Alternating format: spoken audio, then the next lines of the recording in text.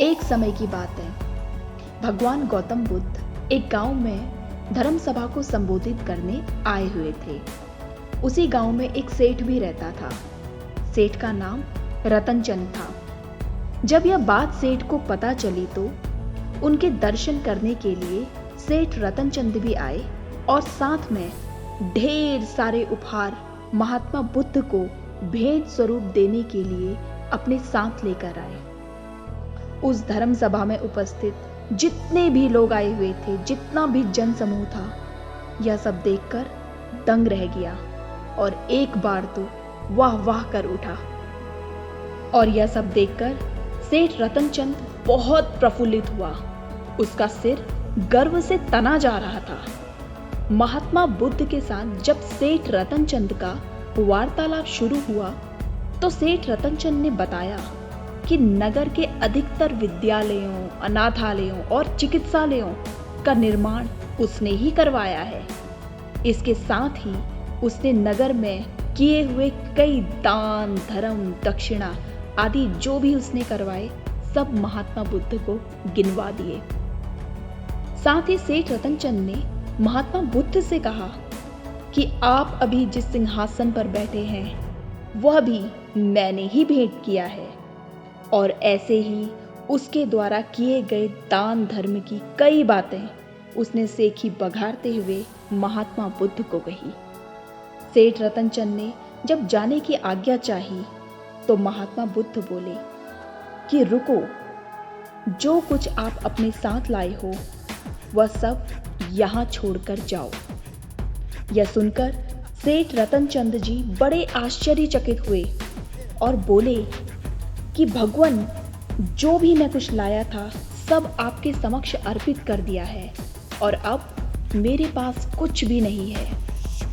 यह बात सुनकर महात्मा बुद्ध मुस्कुराए और बोले कि नहीं सेठ रतनचंद, तुम यहाँ पर जिस अहंकार के साथ आए हो उसी अहंकार के साथ वापस भी जा रहे हो। यह सब सांसारिक मोह माया की चीजें मेरे किसी भी काम की नहीं है। तुम अपना अहंकार, अपना अभिमान यहीं पर त्याग कर जाओ, वही मेरे लिए सबसे बड़ा उपहार होगा।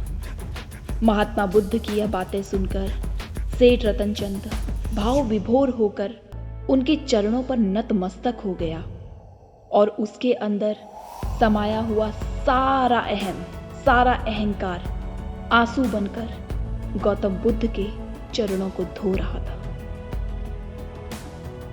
इस कहानी से दोस्तों यही सीख मिलती है, पहली कि किसी भी मनुष्य को ज्ञानी व्यक्ति के सामने अपना अहंकार कभी भी व्यक्त नहीं करना चाहिए।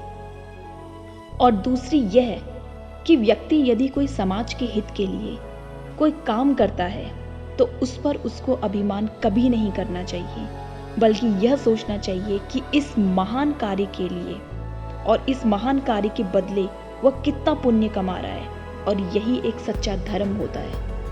अहंकार तो एक ऐसी आग है जो इंसान को मतवाला बना देती है।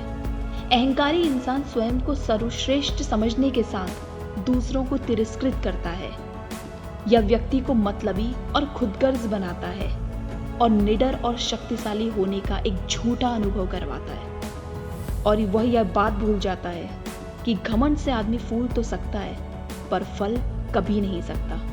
और इसमें अहंकारी व्यक्ति स्वयं को ही खा जाता है और यही उसके पतन का कारण होता है। यह कहावत तो आपने सुनी होगी कि जैसा हम सोचते हैं वैसे ही हम बन जाते हैं। और इसीलिए व्यक्ति को हमेशा सकारात्मक दृष्टिकोण अपनाना चाहिए, क्योंकि जब हम सकारात्मक होते हैं, पॉजिटिव होते हैं, तो प्रभावशील रूप से समाज में एक अलग छाप छोड़ते हैं।